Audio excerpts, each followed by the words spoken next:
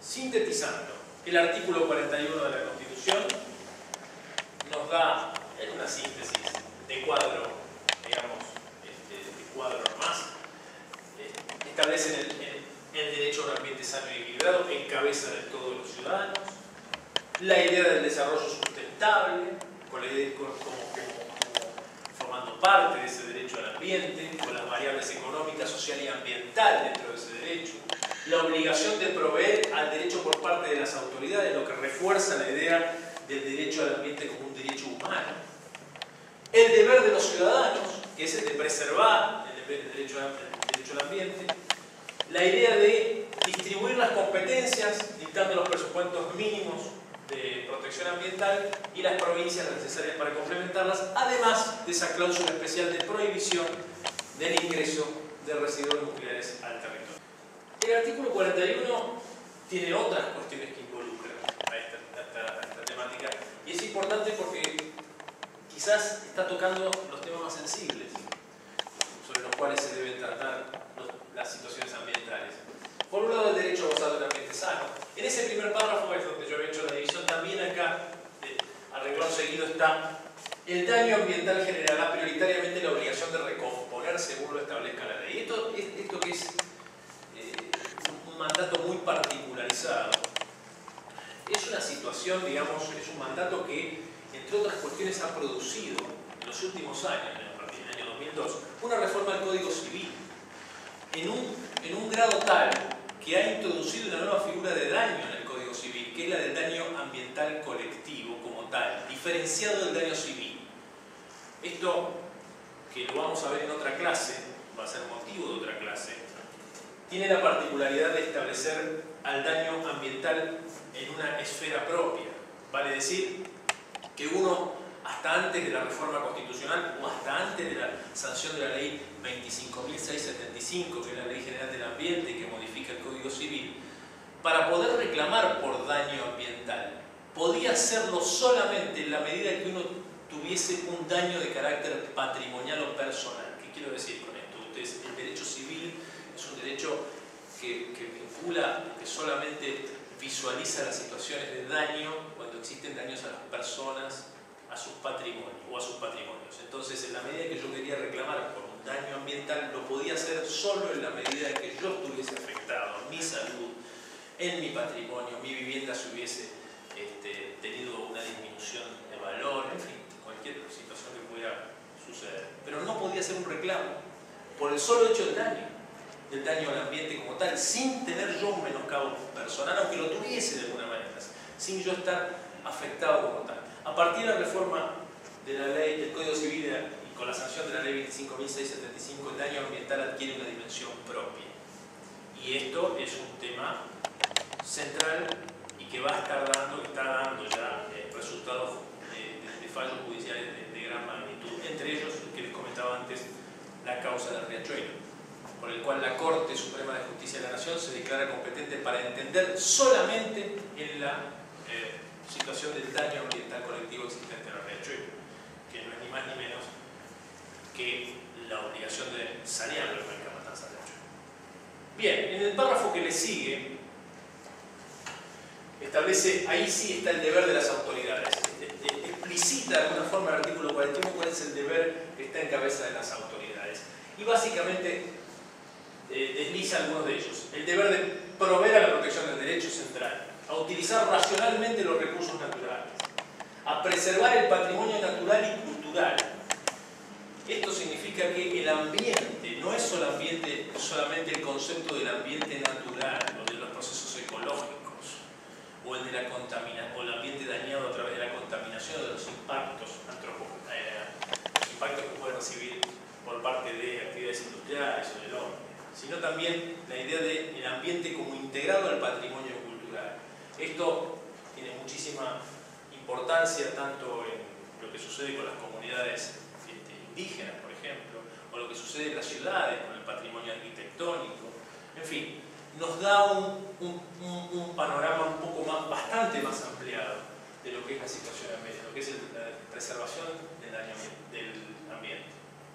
Y también algunas cuestiones que tienen que ver con la información y la educación ambiental, que son cuestiones centrales para promover la conciencia ambiental. En el párrafo siguiente, la Constitución se mete en un tema bastante álgido, bastante complejo en un Estado federal, como es la cuestión de del límite de las competencias. ¿A quién le toca hacer qué cosa en relación al ambiente? Es un intríngulis central por el cual las autoridades muchas veces se pasan las pelotas de unas a otras, diciendo no me corresponde a mí, no le corresponde a la nación, le corresponde a las provincias, no le corresponde a los municipios, en fin. Vamos a ver esto de una manera más particularizada, pero con una pequeña introducción que hago ahora, diciendo que en un Estado federal los recursos naturales, según la Constitución, corresponden al dominio de las provincias. Entonces tenemos,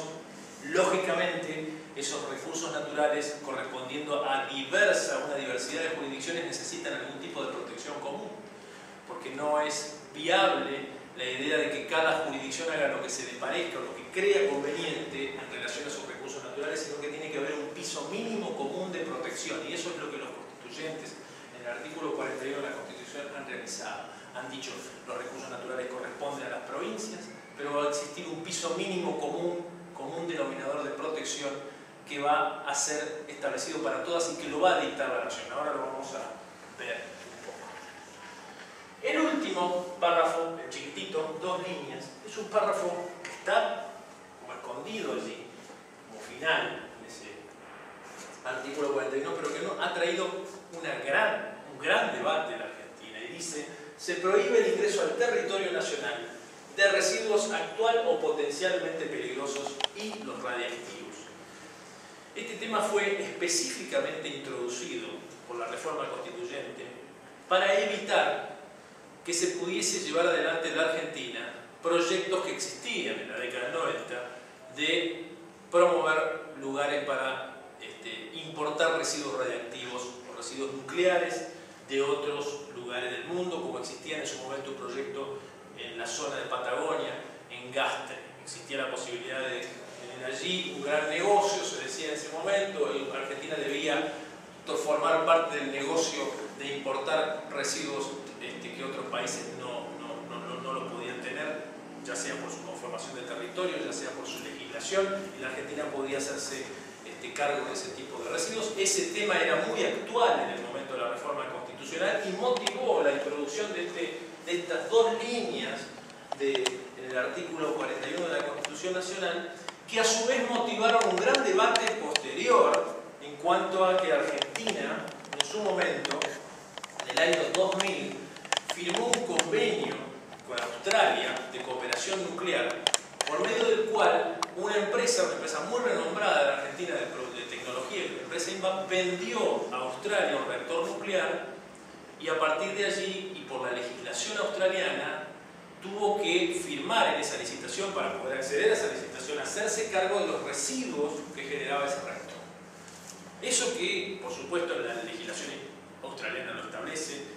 para mi modo de ver y para el modo de ver de la mayoría de los especialistas, de manera muy contraria a lo que es el derecho internacional. Es decir, el derecho internacional específicamente expresa que no se deben estar moviendo, que los residuos nucleares o radiactivos deben ser tratados in situ, no se deben estar moviendo por el planeta de un lugar al otro. Bueno, Australia no lo permite, y Australia motivó, digamos, quiso renovar uno de sus reactores. La empresa INVAP ganó la licitación y puso en su cláusula hacerse cargo de los residuos radiactivos. El gran problema es que la Constitución Nacional no permite ingresar esos residuos radiactivos a la Argentina. A partir de allí, el Congreso de la Nación, por pedido de Australia, firmó un tratado de cooperación en el cual el Estado Nacional terminó garantizando que esa cláusula iba a ser efectiva, es decir, que el Estado se hacía cargo de que esa cláusula debía ser efectiva por parte de la empresa. Entonces eso motivó después de la aprobación del tratado una causa judicial que actualmente no ha sido resuelta, que está en la Corte Suprema de Justicia de la Nación, pero que los fallos de primera instancia declararon inconstitucional esa cláusula de ingreso de residuos establecida en el convenio internacional. No se puede decir cuál sea el resultado, ni vamos a hablar mucho más hoy del tema, decir que esa pequeña cláusula ha motivado uno de los casos judiciales más renombrados del último tiempo en la Argentina que tiene que ver con la materia ambiental y que estará por resolver la Corte Suprema de Justicia de la Nación. Habrá que ver de